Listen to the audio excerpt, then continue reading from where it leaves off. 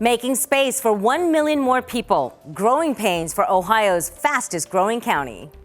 Delaware County is a growing community, a growing county. We know that that growth brings lots of opportunities.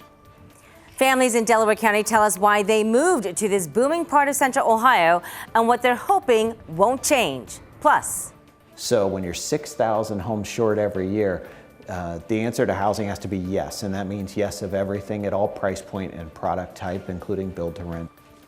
A different housing option is picking up pace in Central Ohio, why more first-time homebuyers are putting a pause on mortgages and leaning into this alternate choice. And racing to the finish line, what does that look like when people are moving in faster than you can say, pack my bags? The Columbus region is facing a period of unprecedented growth. As we know, our population is expected to reach more than 3 million people by the year 2050, and that is a 35% increase. The strain on the housing market and our schools will be huge. So here's what we uncovered this week in Boomtown.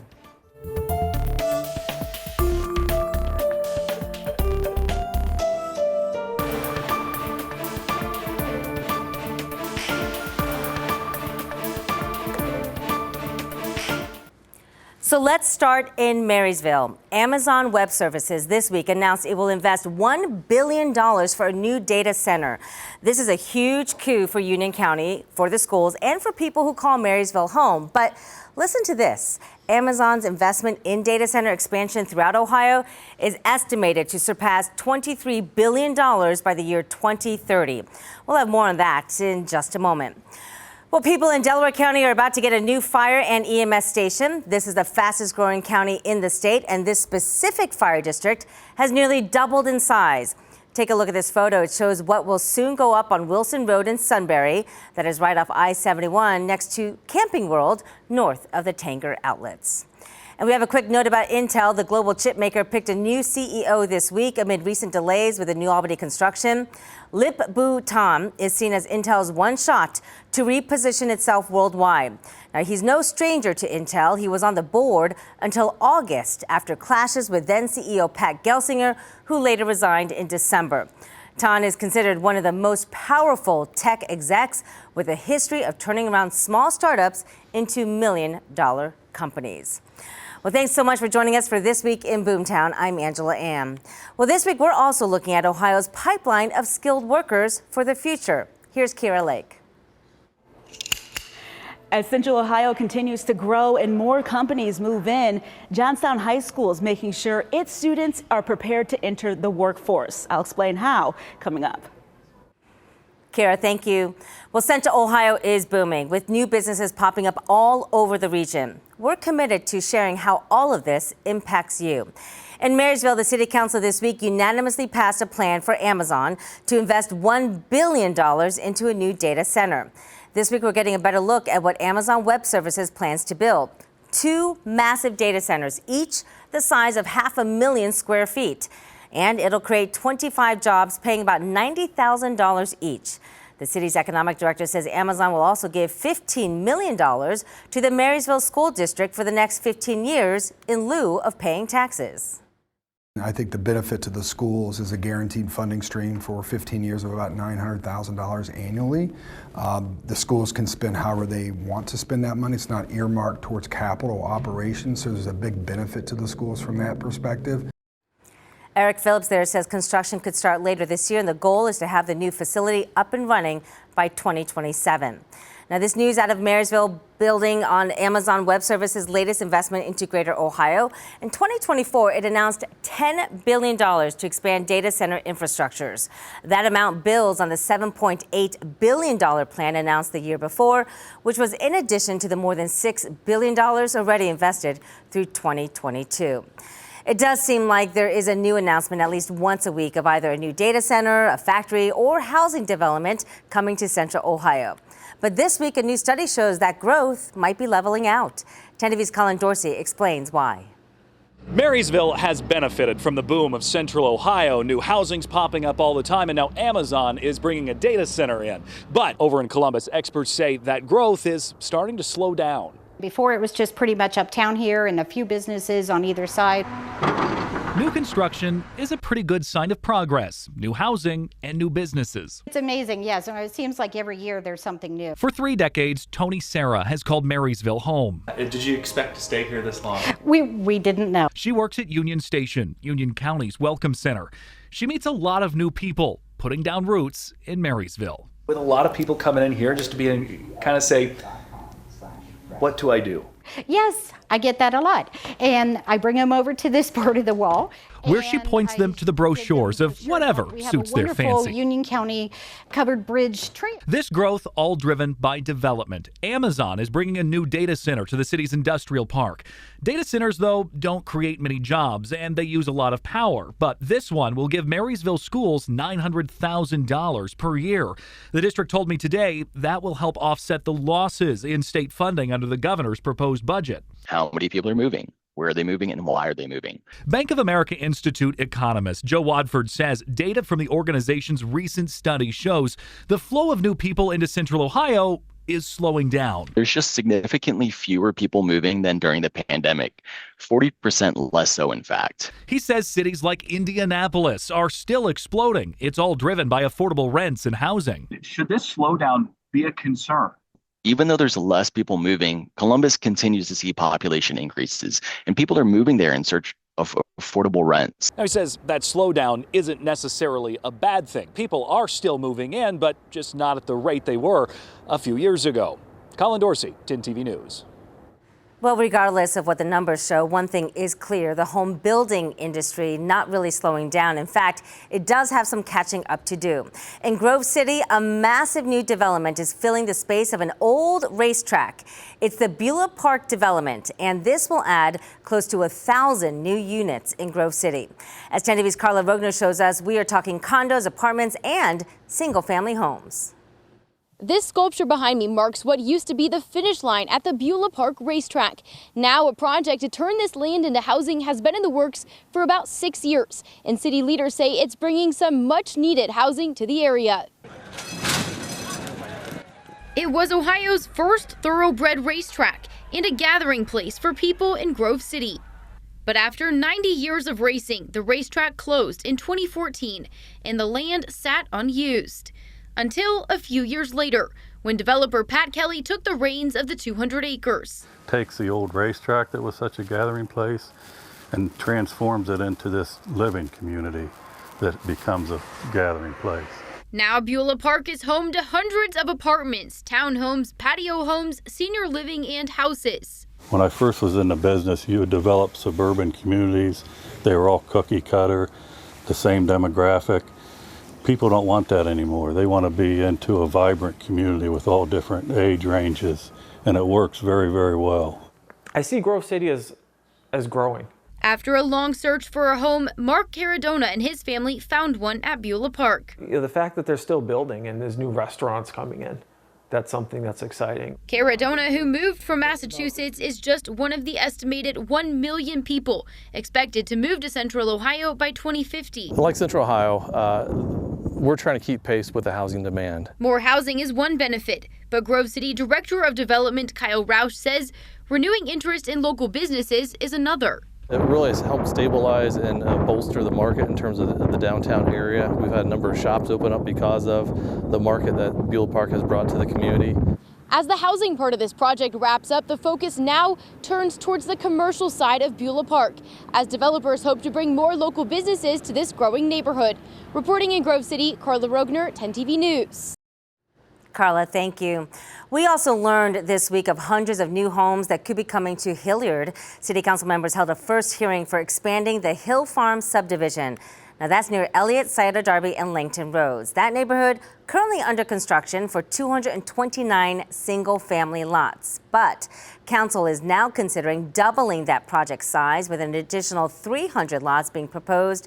The next hearing is set for March 24th. Well, it's no secret, Central Ohio's housing crisis is not getting much better. This week, a new study by the Building Industry Association of Central Ohio shows how this region should be building between 17 to 19,000 new homes every year. But last year, permits only allowed for just under 11,000, which means, you can see the math, we're about 6,000 homes short. That, combined with little inventory and high prices, is making it very hard for people to become homeowners. So I went to Delaware County to see how people can feel like a homeowner without the debt. The Cove at Evans Farm in Lewis Center is the latest build-to-rent community popping up in Central Ohio. With 3-bedroom homes renting close to $2,700 a month, the appeal of living in a single-family home without the mortgage commitment is growing. The average new home in Delaware County is about $550,000, and the average existing home is $400,000 plus. So prices are high in Delaware County and throughout the region. John Melkai is with the Building Industry Association of Central Ohio. As the executive director, he says the build-to-rent model is helping alleviate our ongoing housing shortage. So when you're 6,000 homes short every year, the answer to housing has to be yes, and that means yes of everything at all price point and product type, including build-to-rent. Why can't we get onto the other side of that number?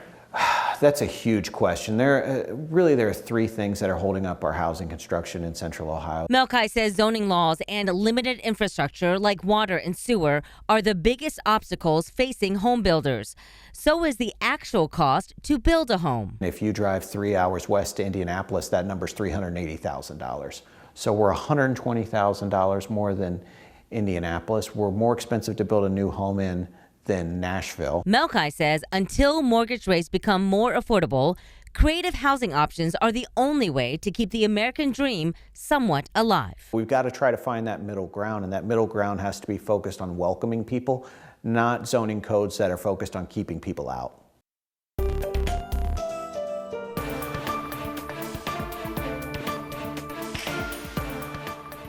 This week, we also learned of a major boost for transportation in Central Ohio. The Mid-Ohio Regional Planning Commission approved over $52 million for new transportation projects. Now, the goal of the projects is to really create safer and more connected communities all across the region as we boom. Highlights include the East Broad Capitol Trail in Columbus. Also, there's a new bridge over I-270 in Dublin and a $4.7 million for the Big Walnut Trail, that's by Cherry Bottom Road. But by far, getting the biggest chunk of this new funding is the Bus Rapid Transit project going into Bexley. Take a look. We're talking $14.4 million. This will add an extra lane on East Main Street as part of the voter-approved Linkus project. And if you want to see what else Linkus will do to help move people in the greater Franklin County area, just go to 10TV.com and search the word Linkus.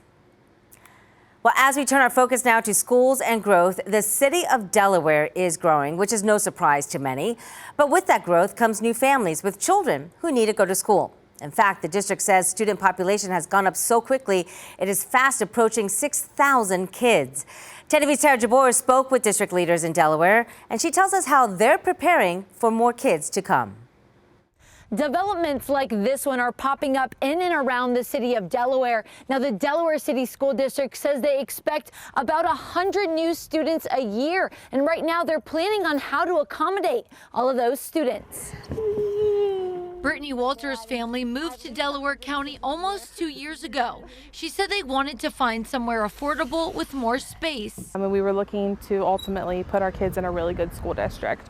We wanted to get away from the Hilliard-Galloway area. The Walters aren't alone. Brittany says her neighborhood is full of young families just like hers. I'm not surprised that people are moving here. This area has a lot of room for growth. And that growth is what Delaware City Superintendent Heidi Kegley says they're preparing for.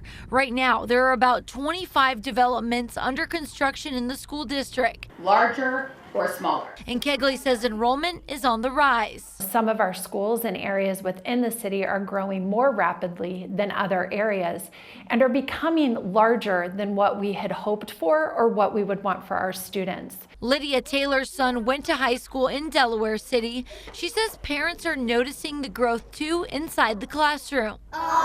We're starting to run out of room. I know when my son graduated, he was at the high school.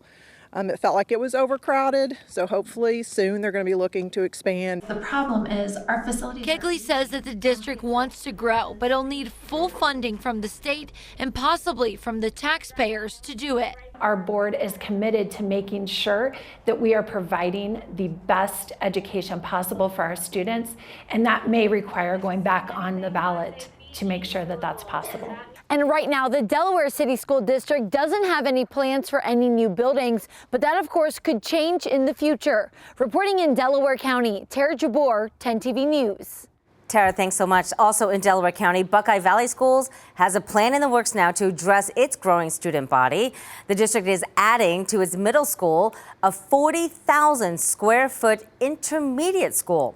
Now, leaders say this space will include 16 new classrooms, a small gym, a kitchen, and some student labs. This week, the assistant superintendent explained how the school is getting the $20 million budget to expand. That is our do not exceed budget. So right now we're a little below that 20 mil budget, but we're hoping to use a COPS program to finance this over the next 10, 20 years. District leaders also say Buckeye Valley needs a new high school to help alleviate their growth concerns, but voters last November rejected a levy that would have paid for that. Well, building space for more students is one thing. Preparing them for jobs of the future is another. 10 TV's Kara Lake went to Johnstown High School in Licking County to see firsthand what kids are learning there. This classroom behind me and also this classroom here are the two new spaces that opened to give students real work experience. Just to get you the experience to work with. It's a squeeze type. These new career technical programs are available to juniors and seniors. We want the 3/4-inch EMT one-hole straps. One classroom was built for electrical trade students. I've always kind of been a hands-on person, so this is really nice to have. And with the skills they learn, Give me 1 second. I gotta get a drill. they have the opportunity to work at a company over the summer making $20 an hour. If you're interested in it and you just don't want to jump right into it, you can just go through this program and it teaches you a lot, really. The other classroom is for multi-skilled technician students. It's definitely a lot better than other classes where you do just read or write all the time. I like the hands-on aspect of it, Run your cycle. This area features a Meta and Intel-sponsored robotics lab. His name is Johnny. And a robotic dog. We're really trying to look at what do students need in the future. And looking at the amount of workforce needs, we're very happy that we can be a part of solving those needs and filling good jobs, and our students are very excited for that future. Next school year, they're adding a health sciences program. And let's put it on manual. And all these students are getting hands-on and academic learning experiences. I'm not exactly sure what I want to do yet, but I think it's giving me some exposure for some of those jobs at Intel, with all their machines and stuff that they're gonna have there, potentially working there or going into manufacturing. So I personally think it's a really good thing to do.